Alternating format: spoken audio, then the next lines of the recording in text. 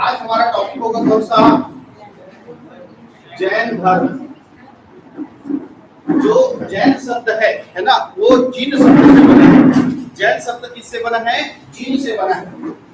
Gene शब्द से बना है, जिसका अर्थ होता है विजेता। जिसका अर्थ होता है विजेता। विजेता मतलब विजय पाने वाला। तो किसमें विजय पाने वाला? इंद्रियों पर विजय पाने वाला। इंद्रियों पर विजय पाने वाला, अपनी इच्छाओं पर विजय पाने वाला, वही क्या कहलाता है? विजेता, जीन कहलाता है। और किसने पाया था विजय? तो महावीर स्वामी ने। किसने पाया था? महावीर स्वामी ने, जो जैन धर्म के 24वें तीर्थंकर थे। भगवान महावीर स्वामी, उन्होंने ही इंद्रियों पर विजय प्राप्त की थी। इसीलिए उनके बाद ही, भगवान महावीर स्वामी के बाद ही, इस धर्म को क्या कहा गया? जैन धर्म कहा गया। इस धर्म को क्या कहा गया? जैन धर्म कहा गया। तो भगवान महावीर स्वामी कौन से तीर्थंकर थे? 24वें नंबर के। तो उससे पहले इस धर्म को क्या कहा जाता था? तो इस धर्म को कहा जाता था निर्ग्रंथ धर्म। इनका कोई ग्रंथ नहीं, ऐसे करके इनको क्या कहते थे? निर्ग्रंथ धर्म, या इसी को कहते थे निगंड धर्म। ठीक है। तो जैन धर्म के दो प्राचीन नाम कौन कौन से हैं? तो निर्गंध धर्म या निगंड धर्म। और जैन धर्म का नाम जैन धर्म किसके कारण पड़ा है? भगवान महावीर स्वामी के कारण पड़ा है। क्योंकि जैन शब्द जो है वो किस शब्द से बना है? जीन शब्द से बना है, और जिसका अर्थ होता है विजेता। और भगवान महावीर स्वामी ने ही अपने इंद्रियों पर क्या की थी? विजय प्राप्त। क्लियर है? अब ये जो जैन धर्म है, जिसको पहले निर्गंथ या निगंड धर्म कहा जाता था, तो इसका स्थापना किसने किया? तो इसके संस्थापक थे भगवान ऋषभदेव। संस्थापक किसे माना जाता है? ऋषभदेव को माना जाता है। ऋषभदेव को माना जाता है। लेकिन ये जो जैन धर्म है, ये वास्तविक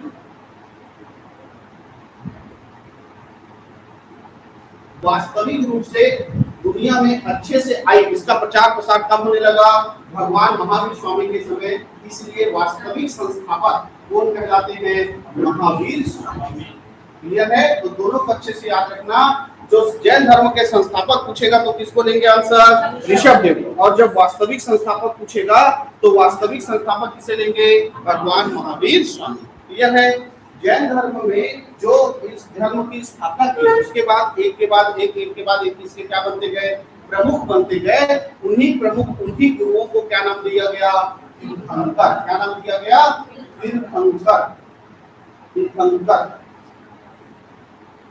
तीर्थंकर नाम दिया गया। तो जैन धर्म में टोटल कितने तीर्थंकर है? 24 तीर्थंकर है। जैन धर्म में टोटल कितने तीर्थंकर है? 24 तीर्थंकर है। ठीक है। उन 24 तीर्थंकरों को याद करने का और उनका हर तीर्थंकर का एक अलग क्या है? प्रतीक चिन्ह। ध्यान से सुनो, जितने भी तीर्थंकर है, टोटल कितने तीर्थंकर है? 24 तीर्थंकर हैं। उन सबको एक अलग प्रतीक चिन्ह से जाना जाता है, पहचाना जाता है। जैसे जो पहले तीर्थंकर थे, जो इस जैन धर्म के संस्थापक थे, जिनका नाम क्या था? ऋषभदेव। इस ऋषभदेव का जो चिन्ह है वो है सांड या बैल या वृषभ। ठीक है, सांड, बैल या वृषभ। तो ऐसे ही पूरा 24 तीर्थंकरों के क्या है? अलग अलग चिन्ह है। तो पूरे 24 तीर्थंकरों के नाम और उनके प्रतीक चिन्ह को किसी अन्य क्लास में पूरा का पूरा मैं पढ़ाऊंगा आगे, पूरा जैन धर्म खत्म होने के बाद। अभी केवल जैन धर्म की स्थापना और जैन धर्म के शिक्षा और पहले सिद्धांत को पढ़ लेते हैं। फिर जितने भी नाम हैं वो ज्यादा पेपरों में पूछे नहीं जाते, इसलिए जो पहले पूछे जाते हैं उसको पढ़ लेते हैं, फिर आगे बाद में पढ़ेंगे। तो टोटल कितने तीर्थंकर थे? 24 तीर्थंकर थे, जिसमें पहले तीर्थंकर थे कौन? भगवान ऋषभदेव, है ना। भगवान ऋषभदेव, इनको इक्ष्वाकु कुल में जन्म हुआ ऐसा माना जाता है। ऋषभदेव का जन्म कहाँ हुआ है? इक्ष्वाकु वंश में हुआ ऐसा माना जाता है। और इनको भगवान विष्णु का अवतार माना जाता है। इनका भगवान विष्णु का अवतार माना जाता है, इनको ऋषभदेव। और इनका जन्म कहाँ हुआ माना जाता है? इक्ष्वाकु वंश में हुआ माना जाता है। और इन्होंने कैलाश पर्वत में ज्ञान की प्राप्ति की है। इन्होंने कैलाश पर्वत में ज्ञान की प्राप्ति की है, और वही कैलाश पर्वत में इनको ही निर्वाण को प्राप्त हुआ है। निर्वाण की प्राप्ति और ज्ञान की प्राप्ति भगवान ऋषभदेव को कहाँ से हुआ है? कैलाश पर्वत से हुआ है। ये याद रखेंगे कि ऋषभदेव, भगवान ऋषभदेव को ज्ञान की प्राप्ति और उनका निर्वाण कहाँ हुआ है? तो कहाँ हुआ है? कैलाश पर्वत में हुआ है। और इन्हीं ऋषभदेव के एक बेटे थे जिनका नाम था गोमतेश्वर बाहुबली।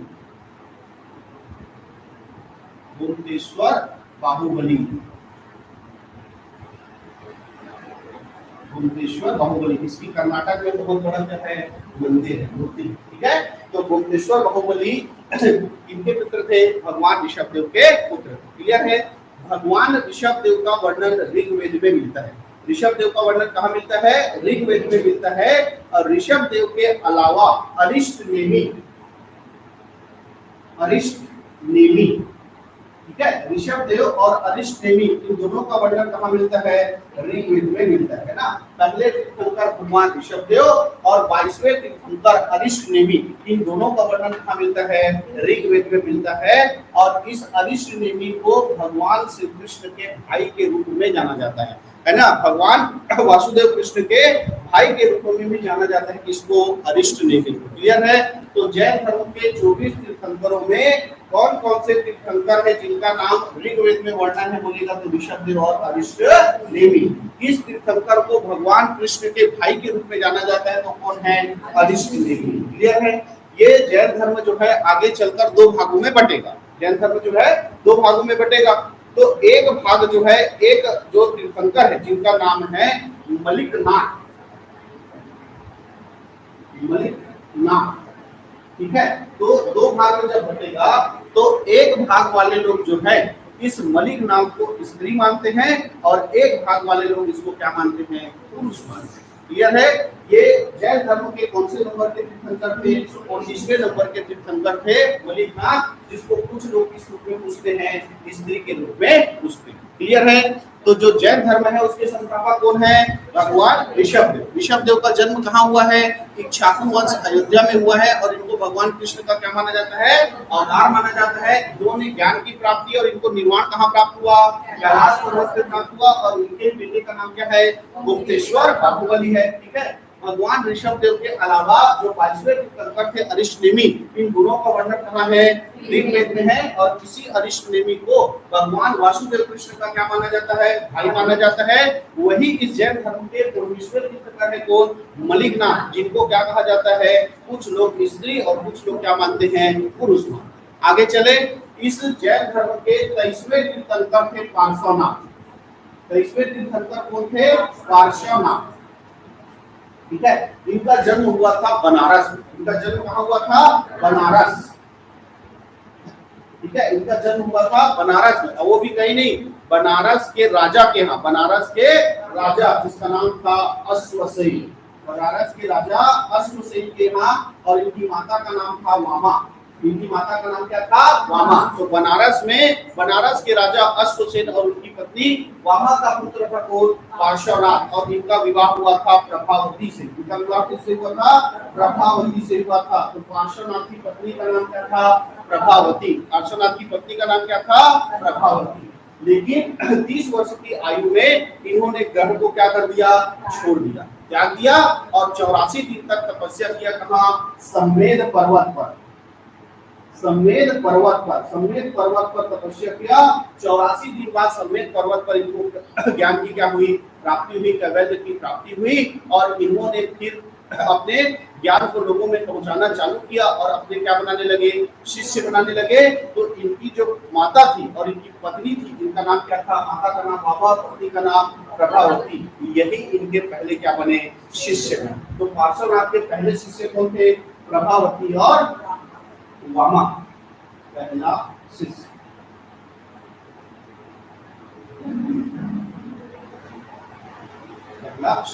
क्लियर है।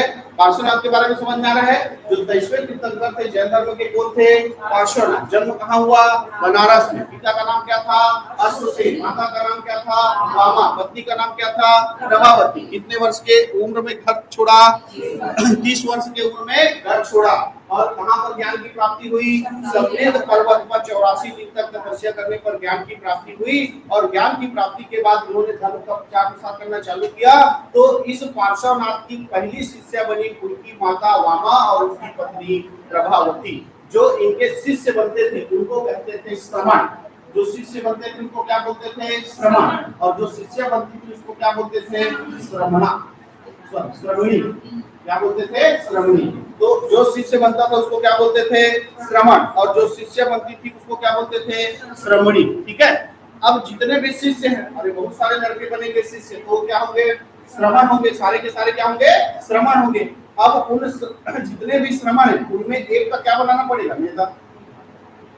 वही इस तरह जितने भी कक्षा है उसमें एक क्या बनाते हैं, कक्षा नायक, सॉरी कक्षा नायक, है ना। तो वैसे ही जितने भी क्या है श्रमण, उनमें से एक को प्रमुख बनाया जाता है, श्रमण का प्रमुख, तो वो कहलाता था केसी। श्रमण का प्रमुख क्या कहलाता था, केसी। और उसी तरह श्रमणी में भी एक प्रमुख बनती थी, उसको कहते थे पुष्पचूड़ा। पुष्पचूड़ा क्या बोलते थे, पुष्पचूड़ा। क्लियर है। तो जो शिष्य बनते थे वो क्या कहलाते थे, श्रमण। जो शिष्य बनते थे वो क्या कहलाते थे, श्रमणी। श्रमण का प्रमुख क्या कहलाता था, केसी। और श्रमणी का प्रमुख क्या कहलाता था, पुष्पचूड़ा। क्लियर है। तो इस तरह पार्श्वनाथ जो है अपने धर्म का, जैन धर्म का जो उस समय क्या कहलाता था, निर्ग्रंथ या निगम धर्म कहलाता था। अभी जैन धर्म बना है क्या, नहीं। वो तो जैन धर्म कब बनेगा, जब भगवान महावीर स्वामी आएंगे और इस धर्म का प्रचार प्रसार करेंगे, तब वो क्या बनेगा, जैन धर्म। अभी वो कौन सा धर्म है, निर्ग्रंथ या निगम धर्म है, उसका प्रचार प्रसार कर रहे थे। और 100 वर्ष की आयु में उनकी क्या हो गई, मृत्यु हो गई। इनका पार्श्व और पार्श्वनाथ जो है वो कौन से नंबर के गुरु तीर्थंकर है, 23वें। इनकी मृत्यु 100 वर्ष की उम्र में हुई। और इनके मृत्यु के 2.5 साल बाद, 2.5 वर्ष बाद, 250 वर्ष बाद हमको किसकी जानकारी मिलती है, भगवान महावीर स्वामी की जानकारी मिलती है। और उन्हीं से ये जो धर्म है वो कौन सा नाम कहलाया, जैन धर्म के नाम से जाना जाएगा। क्लियर है। तो अभी तक भगवान महावीर स्वामी के पहले जैन धर्म समझ में आया। जैन धर्म किस शब्द से बना है, जिन शब्द से बना है, जिसका अर्थ क्या होता है, विजय। किसने विजय प्राप्त की थी, भगवान महावीर स्वामी ने इंद्रियों पर विजय प्राप्त की थी। इसलिए भगवान महावीर स्वामी के समय से धर्म को जैन धर्म के नाम से जाने लगा।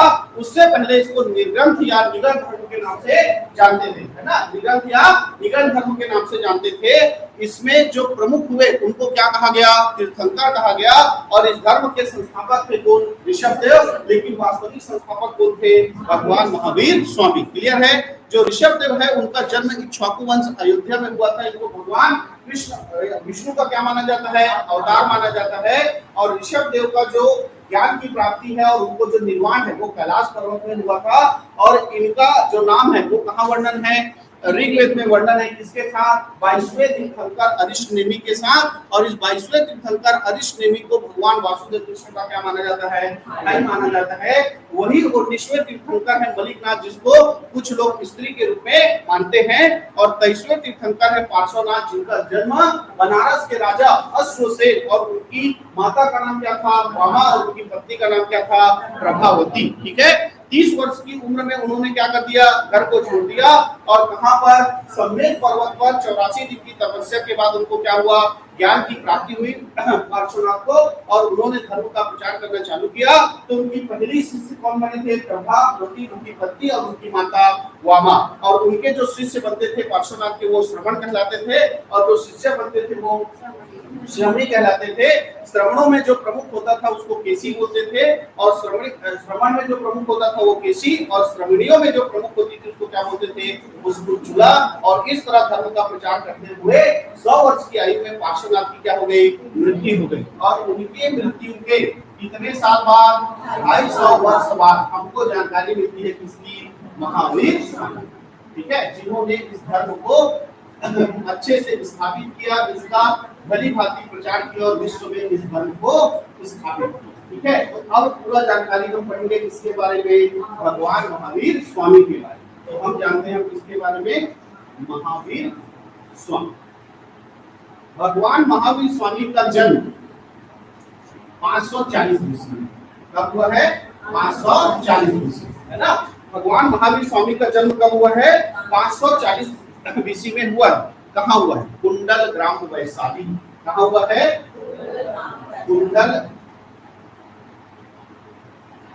कुंडल ग्राम वैशाली। कुंडल ग्राम वैशाली में हुआ है। ठीक है।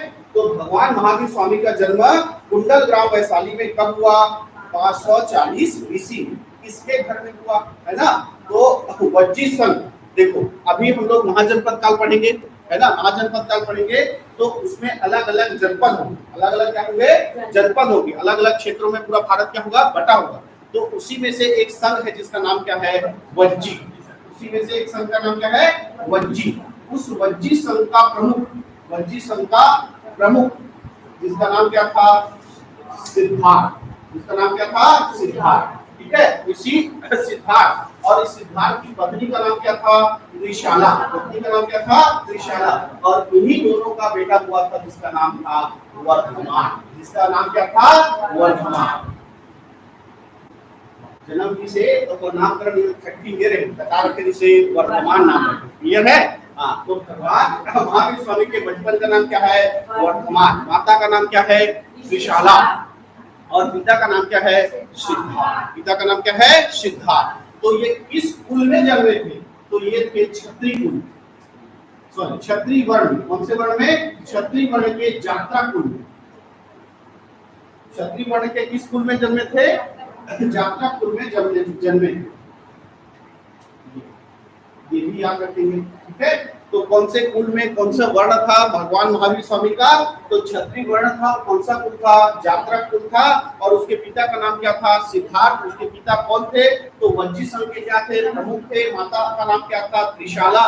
तो माता कौन थी, तो माता जो थी वो एक लिच्छवी कुल था। जैसे यहाँ पे वज्जी पढ़े हो, वैसे ये क्या पढ़ोगे, लिच्छवी। तो लिच्छवी कुल का राजा था चेटक। उसकी बहन का नाम क्या था, त्रिशाला।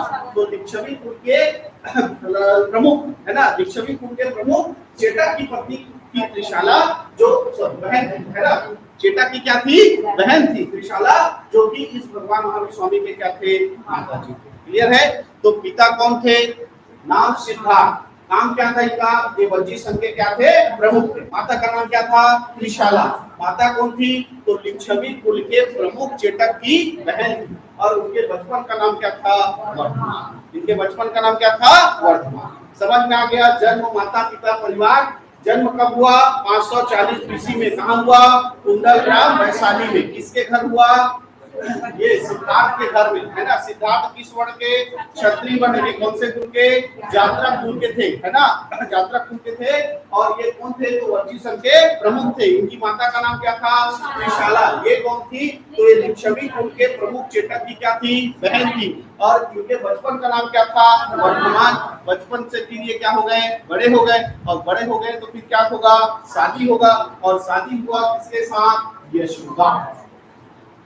शादी हुआ किसके साथ, यशोदा के साथ। यानी भगवान महावीर स्वामी के पत्नी का नाम क्या था, यशोदा। पत्नी का नाम क्या था, यशोदा।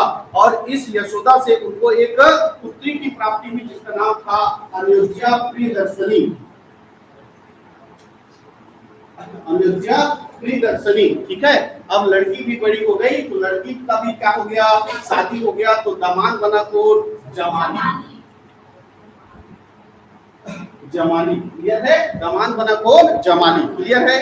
इस जो भगवान महावीर स्वामी है ना, भगवान महावीर स्वामी है, इनका एक बड़ा भाई था जिसका नाम था नंदीवर्धन। बड़ा भाई कौन था, नंदीवर्धन। और एक बहन थी जिसका नाम था सुदर्शना। बहन का नाम क्या था, सुदर्शना। ये उनका पूरा पारिवारिक जानकारी। समझ में आया? भगवान महावीर स्वामी का परिवार जन्म कब हुआ, 540 बीसी में कुंडलग्राम वैशाली में हुआ। पिता का नाम क्या था, सिद्धार्थ। माता का नाम क्या था, त्रिशाला। बचपन का नाम क्या था, वर्धमान। पत्नी का नाम क्या था, यशोदा। पुत्री का नाम क्या था, अयोध्या प्रियदर्शनी। बहन का नाम क्या था, सुदर्शना। और भाई का नाम क्या था, नंदीवर्धन। पिता कौन थे, तो वज्जी संघ के प्रमुख थे। माता त्रिशाला कौन थी, तो लिच्छवी कुल के प्रमुख चेटक की बहन थी, है ना। कौन सा कुल था इनका, तो जात्रा कुल था। कौन सा वर्ण था, तो क्षत्रिय वर्ण था। पारिवारिक जानकारी। अब क्या हुआ कि ये जो भगवान महावीर स्वामी थे, जिनके बचपन का नाम क्या था, वर्धमान। ठीक है, इनको जो संसारिक मोह माया है थोड़ा खटकने लगा।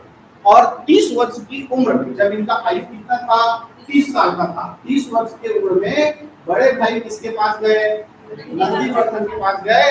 बोले, बड़े भैया मेरे को ये काम धाम मोह माया समझ में नहीं आ रहा है, जिंदगी क्या है, इसकी सच्चाई क्या है, मैं इसको जानना चाहता हूँ। तो घर में बैठे बैठे थोड़े जान कर है ना, तो इसलिए मैं घर छोड़कर जा रहा हूँ ताकि मैं सत्यता को क्या कर सकूं, जान सकूं, जिंदगी के मोह माया को जान सकूं कि इससे कैसे मोक्ष लिया जा सकता है, कैसे हम दुनियादारी के भवसागर से पार हो सकते हैं, इस सब की जानकारी लेना चाहता हूँ, इसकी खोज करना चाहता हूँ, इसलिए मुझे घर से जाने की आज्ञा दो। तो नंदी वर्धन, बड़े भाई नंदी वर्धन की आज्ञा से 30 वर्ष के उम्र में भगवान महावीर स्वामी ने क्या कर दिया, घर को त्याग दिया, इधर उधर घूमने लगे, है ना, इधर उधर क्या करने लगे, घूमने लगे कि कहीं पर तो मुझे क्या हो, ज्ञान की प्राप्ति हो, कहीं पर तो मुझे ज्ञान की प्राप्ति हो। 13 महीने भटकने के बाद उनको आभास हुआ कि जो हमारे शरीर में सारा चीज है वो पूरा क्या है, इसी दुनिया का है, वो इसी से चला जाएगा, इसका कोई वैल्यू नहीं है। तो उन्होंने 13 महीने में अपने सारे वस्त्र त्याग दिए और निर्वस्त्र होकर रहने लगे, है ना। निर्वस्त्र वो फिर सत्यता को ढूंढने लगे और ढूंढते ढूंढते वो पहुंचे कहाँ, नालंदा विश्वविद्यालय। कहाँ पहुंचे, नालंदा विश्वविद्यालय पहुंचे और नालंदा विश्वविद्यालय में उनकी मुलाकात हुई मौखली पुत्र घोषाल से। किससे मुलाकात हुई, घोषाल से, है ना। घर छोड़ने के बाद उन्होंने 13 महीने इधर उधर सत्य का खोज किया, उन्हें आभास हुआ कि जो वस्त्र है वो भी इसी संसार में चला जाएगा, जिसका भी कोई मोल नहीं है। ऐसा करके उन्होंने क्या कर दिया, वस्त्र का भी क्या कर दिया, त्याग कर दिया, निर्वस्त्र रहने लगे 13 महीने बाद घर छोड़ने के। उसके बाद वो खोज करते करते कहाँ पहुंचे, नालंदा विश्वविद्यालय, जहां उनका मुलाकात किससे हुआ, मौखली पुत्र घोषाल से। दोनों में अच्छा खासा दोस्ती हो गया, है कि नहीं, विचार विमर्श मिलने लगे और दोनों जो है सत्यता की खोज में ज्ञान प्राप्ति के लिए तपस्या करने बैठ गए, तपस्या करने बैठ गए। लेकिन 6 वर्ष की तपस्या के बाद, लेकिन 6 वर्ष की तपस्या के बाद जो मौखली पुत्र घोषाल है वो तपस्या से उड़ गया, हो गया, उनको ज्ञान की प्राप्ति हो गई और उन्होंने एक नए संप्रदाय का जन्म किया जिसका नाम था आजीवक संप्रदाय। जिसका नाम क्या था, आजीवक संप्रदाय। तो आजीवक संप्रदाय के जनक या संस्थापक कौन है, आजीवक संप्रदाय। तो आजीवक संप्रदाय के संस्थापक कौन है, मौखली पुत्र घोषाल, जिन्होंने भगवान महावीर स्वामी के साथ तपस्या स्टार्ट किया। लेकिन भगवान महावीर स्वामी अभी भी तपस्या में बैठे हैं। 6 वर्ष बाद तपस्या से उठकर घोषाल ने किसकी स्थापना कर दी, आजीवक संप्रदाय की स्थापना कर दी। क्लियर है।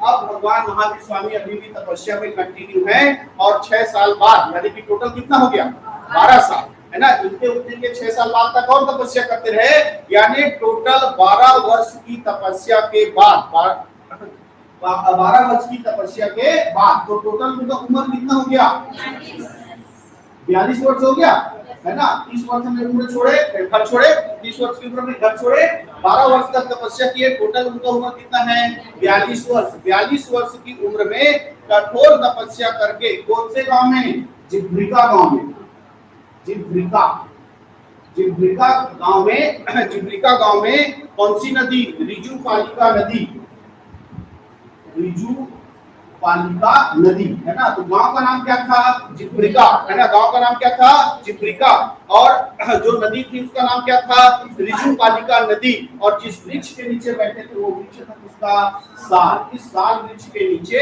उनको ज्ञान की क्या हुई, प्राप्ति हुई, उनको ज्ञान की क्या हुई, प्राप्ति हुई। ये तीनों इंपॉर्टेंट है।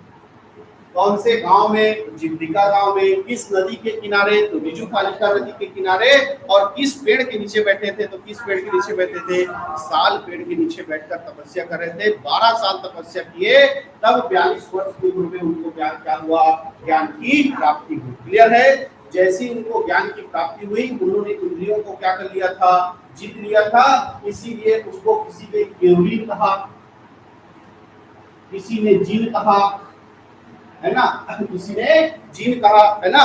तो किसी ने इसको अरहम कहा, अरहम यानी योग्य, अरहम यानी क्या होता है, योग्य। तो किसी ने इन्हें बंधन से रहित, आप सब बंधनों से क्या हो गए हो, मुक्त हो गए हो, तो बंधनों से रहित क्या कहा, निर्ग्रंथ कहा, निर्ग्रंथ कहा। तो किसी ने इन्हें ही जितेंद्रीय नारायण कहा, क्या कहा, जितेंद्रीय नारायण, जितेंद्रीय नारायण। तो ये ज्ञान प्राप्ति के बाद इतने सारे नाम हो गए किसके, भगवान महावीर स्वामी के, और इन्हीं को ही जीन कहा गया और इनके द्वारा जो प्रचार किया गया धर्म वही क्या बन गया, जैन धर्म। क्लियर है? तो ज्ञान की प्राप्ति के बाद इनको विभिन्न नामों से जाना जाने लगा और यहीं से ही फिर ये जो धर्म निर्ग्रंथ या निगम धर्म कहलाता था वो किस नाम से जाने जाने लगा? जैन धर्म के नाम से जाने जाने लगा। और भगवान महावीर स्वामी जैन धर्म का प्रचार प्रसार करने लगे। तो भगवान महावीर स्वामी जैन धर्म का प्रचार प्रसार किस भाषा में करते थे? तो प्राकृत भाषा में करते थे। कौन से भाषा में करते थे? प्राकृत भाषा में करते थे। ठीक है। जब भगवान महावीर स्वामी ने जैन धर्म का प्रचार प्रसार करना चालू किया तो इनका सबसे पहला उद्देश्य था विंध्याचल पर्वत पर, विंध्याचल पर्वत पर इन्होंने सबसे पहला उद्देश्य दिया था मेघमार्ग। इसको दिया था मेघमार्ग। याद रखेंगे, भगवान महावीर स्वामी को ज्ञान की प्राप्ति हुई। वो ज्ञान की प्राप्ति के बाद विभिन्न नामों से जैसे केवलियन जीव, अरहम, निगम, जितेंद्रिय नारायण के नाम से जाना जाने लगे। और जो धर्म था जिसका प्रचार करते थे वो क्या धर्म बन गया? जैन धर्म बन गया। और ये किस भाषा में प्रचार प्रसार करते थे? प्राकृत भाषा में प्रचार प्रसार करते थे, है ना। तो प्राकृत भाषा में ये प्रचार प्रसार कर रहे हैं तो सबसे पहले कहीं तो उद्देश्य देना पड़ेगा, शुरुआत करना पड़ेगा। तो भगवान महावीर स्वामी ने अपने उद्देश्य, अपने प्रचार प्रसार की शुरुआत कहां से किया था? विंध्याचल पर्वत से किया था। और सबसे पहले उद्देश्य उसने किसको दिया था? मेघमार्ग को दिया था। ठीक है। अब इसके प्रचार प्रसार से खुश हो जाओगे, है ना, तो उसको क्या बनाओगे? गुरु बनाओगे, जो आपको अट्रैक्ट कर लेता है, आपका जिसका उद्देश्य सुनते हो, है नहीं। जैसे आप भागेश्वर धाम का सुने तो उसको गुरु बना दिए, है नहीं। और अभी हमारे यहाँ गड्ढे होने वाले किसका? प्रदीप मिश्रा का, तो उसका कथा अच्छा लगेगा तो उसको गुरु बना लोगे। तो वैसे ही भगवान महावीर स्वामी का जो उद्देश्य था वो अच्छा लगने लगा तो लोग उनको अपना क्या बनाने लगे? गुरु, है ना। तो इस भगवान महावीर स्वामी के जो पहले शिष्य बने थे वो कोई और नहीं, उनके दामाद कौन थे? जमानी, है ना। तो पहला शिष्य, प्रथम शिष्य कौन बना था? उनका दामाद जमानी। क्लियर है? तो भगवान महावीर स्वामी के पहले शिष्य कौन थे? तो उनके दामाद जमानी थे। और पहली शिष्य का नाम था चंदना। पहली शिष्य का नाम क्या था? चंदना। ये प्रथम शिष्य। तो प्रथम शिष्य का नाम जमानी और प्रथम शिष्य का नाम क्या था? चंदना। ठीक। अब इसके बहुत सारे क्या हो गए? शिष्य हो गए। अब ये अकेले अपने धर्म का क्या करते थे? प्रचार करते थे। लेकिन और तेजी से प्रचार प्रसार करने के लिए इन्होंने अपने शिष्यों का क्या बनाया? समूह बनाया। अपने शिष्यों का क्या बनाया? समूह बनाया, जिसको गण कहा गया। क्या कहा गया? गण कहा गया। अलग अलग इन्होंने संघ समूह बनाए। टोटल 11 समूह बनाए, यानी टोटल कितने गण बनाए? 11 गण बनाए। और प्रत्येक गण का एक प्रमुख बनाया जिसको गणधर कहा जाता था। जिसको क्या कहा जाता था? गणधर कहा जाता था। देखो, जैन धर्म के प्रचार प्रसार का मुख्य जिम्मेदारी कौन है? भगवान महावीर स्वामी। अब उनके शिष्य भी बहुत सारे हो गए हैं। तो धर्म का प्रचार प्रसार करने के लिए उन्होंने शिष्यों को अलग अलग समूह में बांटा और प्रत्येक समूह को क्या नाम दिया? गण। ये पहला, ये दूसरा, ये तीसरा, ऐसे करके टोटल कितने गण बनाए? 11 गण बनाए। तो एक समूह में बहुत सारे लोग हैं, एक नेता बनाना पड़ेगा ना जो उस गण को संभालेगा। तो जो प्रमुख बना उसको क्या कहा गया? गणधर। उसको क्या कहा गया? गणधर। और जो गणों का पहला गणधर बना उसका नाम था सुधर्मा। उसका नाम क्या था? सुधर्मा। पहला जो गणधर बना उसका नाम क्या था? सुधर्मा। पहला गणधर बना उसका नाम क्या था? सुधर्मा। इस तरह पूरे जैन धर्म का प्रचार प्रसार करते हुए 468 बीसी, तब 468 बीसी, 468 बीसी पावापुरी, कौन सा स्थान था? पावापुरी में भगवान महावीर स्वामी को निर्वाण की क्या हो गई? प्राप्ति। भगवान महावीर स्वामी को निर्वाण की प्राप्ति कब हुई? 468 बीसी पावापुरी में निर्वाण की प्राप्ति हुई। अब भगवान महावीर स्वामी के बाद 11 गणधर चुने गए थे। उन 11 गणधरों में केवल एक ही जिंदा था, वो कौन था? सुधर्मा। तो यही जैन धर्म का क्या बना? प्रमुख बना। आगे इसका भार संभाला जैन धर्म का। और इस सुधर्मा के बाद जम्बू स्वामी। सुधर्मा के बाद कौन आया? जम्बू स्वामी। जम्बू स्वामी ये भी जैन धर्म का क्या बना? प्रमुख बना। और इसी जम्बू स्वामी को अंतिम केवलिन माना जाता है। अंतिम केवलिन, जैन धर्म में अंतिम केवलिन मतलब इंद्रियों को जीतने वाला अंतिम व्यक्ति कौन था जैन धर्म का? तो कौन था? जम्बू स्वामी। ठीक है। और ये जम्बू स्वामी के मृत्यु के बाद एक जैन धर्म का अध्यक्ष बन गया कौन? भद्रबाहु। अध्यक्ष कौन बन गया? भद्रबाहु। क्लियर है? तो इस तरह ये जैन धर्म जो है भारत में और दुनिया के विभिन्न देशों में क्या हो गया? स्थापित हो गया। समझ में आया पूरा जैन धर्म, भगवान महावीर स्वामी का पूरा जीवन परिचय क्लियर है। अब भगवान महावीर स्वामी ने जब जैन धर्म का प्रचार प्रसार चालू किया तो बहुत सारी उन्होंने शिक्षाएं दी, जीवन को अच्छे से जीने और मोक्ष प्राप्ति करने के लिए अलग अलग क्या दिए, सिद्धांत दिए। तो आज हमने उनका पूरा जीवन परिचय जाना है और कल हम पढ़ेंगे पूरा जैन धर्म के शिक्षा एवं सिद्धांत। आज के लिए इतना ही।